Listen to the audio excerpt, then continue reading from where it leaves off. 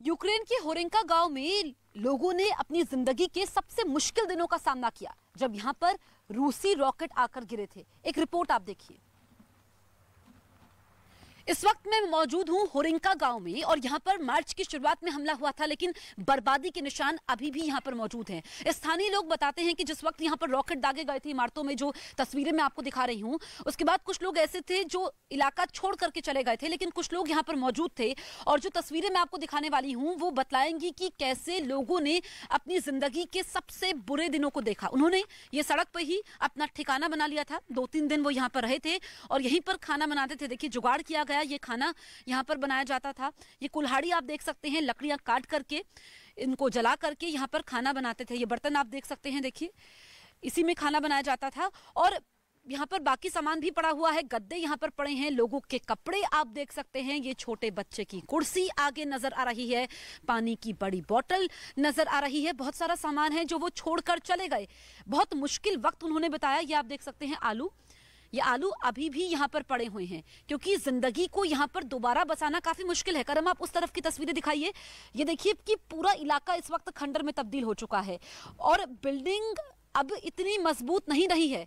ऐसे में लोग डरे हुए हैं। युद्ध अभी भी चल रहा है और ये जो तस्वीरें हम आपको दिखा रहे हैं कि यहाँ पर सारा सामान बिखरा हुआ है, लेकिन जब यहाँ पर लोगों को बिजली नहीं मिल रही थी, खाने का सामान तक नहीं पहुंच पा रहा था, तो लोग पलायन कर गए। फिर यहाँ से भी चले गए। सड़क पर जो जुगाड़ किया था वो 2-3 दिन तक रहा और फिर यहाँ से चले गए क्योंकि मोशून वहां से यहाँ पर रॉकेट दागे जा रहे थे सीधे। और बताया यह जाता है, जो स्थानीय लोग बता रहे हैं, कि एक रॉकेट मोशून से यहाँ पर नहीं दागा गया, कई सारे रॉकेट यहाँ पर दागे गए थे। कैमरा पर्सन करम सिंह के साथ जसप्रीत कौर, न्यूज़ 18 इंडिया।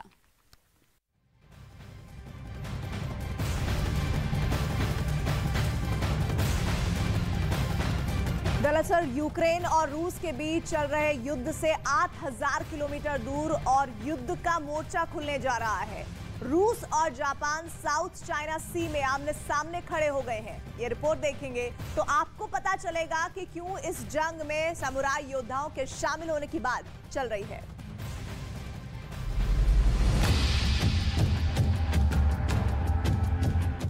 पिछले 2.5 महीने से ये चेहरे पूरी दुनिया पर हावी।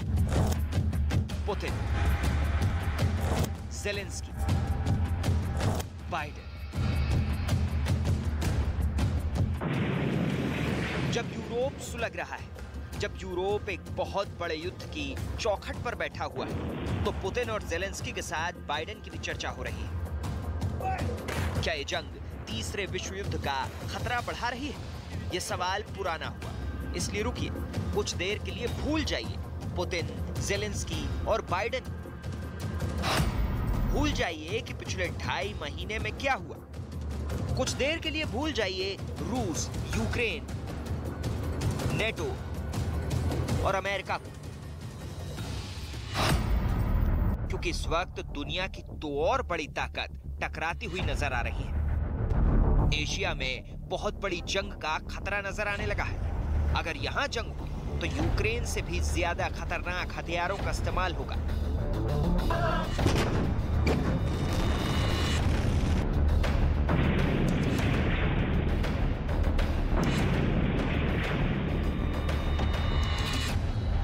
यहां युद्ध शुरू हो गया तो यूक्रेन की तबाही मामूली लगेगी। अगर यहां हमले हुए तो रूस से भी ज्यादा खतरनाक मिसाइलों और फाइटर जेट्स का इस्तेमाल होगा, क्योंकि इस वक्त एशिया की 2 बड़ी पावर चीन और जापान आमने सामने आ चुके हैं। शी जिनपिंग और जापान के प्रधानमंत्री फुमियो किशिदा के बीच बड़ी टक्कर का खतरा बढ़ गया है।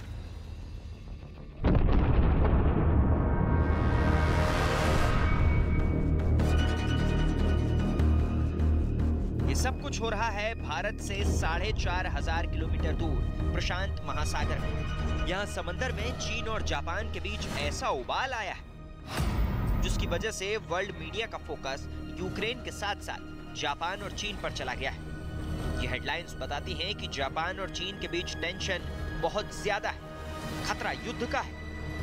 अमेरिका से लेकर एशिया और यूरोप के अखबार इस वक्त जापान और चीन के बीच तनाव पर जमकर रिपोर्ट छाप रहे हैं।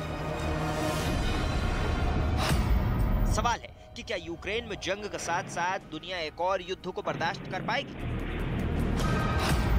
हमारे हमारे सामने दो बहुत बड़े देश, दोनों ही ताकतवर हैं। यहाँ रूस और यूक्रेन वाला मुकाबला नहीं, बल्कि चीन और जापान की शक्ल में टक्कर दो बड़ी अर्थव्यवस्था वाले देशों और दो बड़ी मिलिट्री पावर के बीच युद्ध का खतरा बढ़ने लगा है।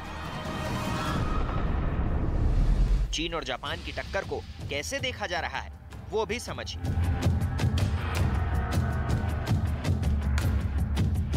एक का शाओलिन और दूसरे का समुराई फाइटर इस वक्त एक दूसरे के खून के प्यासे बन सकते हैं। ऐसा हुआ तो एशिया में यूक्रेन से बड़ी कयामत आएगी। ये तलवारों की नहीं, बल्कि इलाकों को लेकर एक ऐसी बाजी है जिसमें कोई भी 1 इंच जमीन या इलाका भी नहीं हारना चाहेगा। जापान ने साफ कर दिया कि वो प्रशांत महासागर और उससे लगे समंदरी गलियारों में चीन का दबदबा नहीं सहेगा। जापान ने साफ कर दिया कि वो उन टापुओं पर चीन का कब्जा नहीं होने देगा जिन पर उनका ऐतिहासिक हक रहा है। जापान की नौसेना से लेकर जापान की वायुसेना तक इस वक्त चीन से लगे समंदरी इलाकों पर लगातार गश्त कर रही है और दक्षिण चीन सागर के साथ पूर्वी चीन सागर पर चाइनीज कंट्रोल के खिलाफ जापान ने बिगुल बजा दिया है।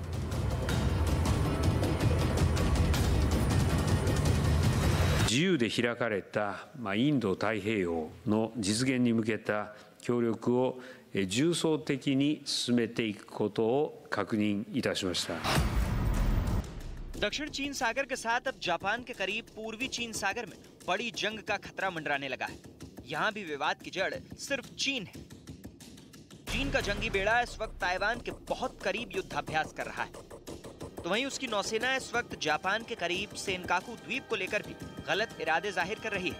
यही वजह है कि जापान अब पूर्वी चीन सागर में युद्ध के लिए खुद को तैयार कर रहा है। जापान अपनी तैयारियों को इसलिए भी पुख्ता कर रहा है क्योंकि यूक्रेन पर रूस के हमले के बाद अब ताइवान पर चीन के कब्जे की आशंका जताई जा रही है। मुद्दा बस ये है कि चीन ये कब करने जा रहा है।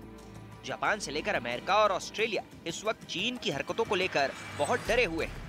यही वजह है कि जापान की वायुसेना लगातार समुद्री सीमा को चीन से बचाने के लिए एयर पेट्रोलिंग कर रही है।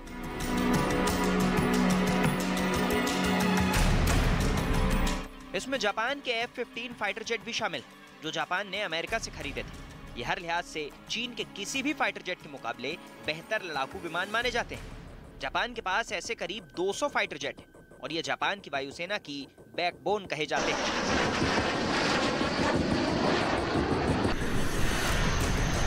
इसके अलावा जापान के F-2 फाइटर जेट, जो अमेरिका के F-16 की नकल कहे जाते हैं, वो भी लगातार जापान के आसमान और पूर्वी चीन सागर के आसपास गश्त लगा रहे हैं। जापान के इस विमान की 6 स्क्वाड्रन, एक स्क्वाड्रन में 12 से 18 विमान होते हैं।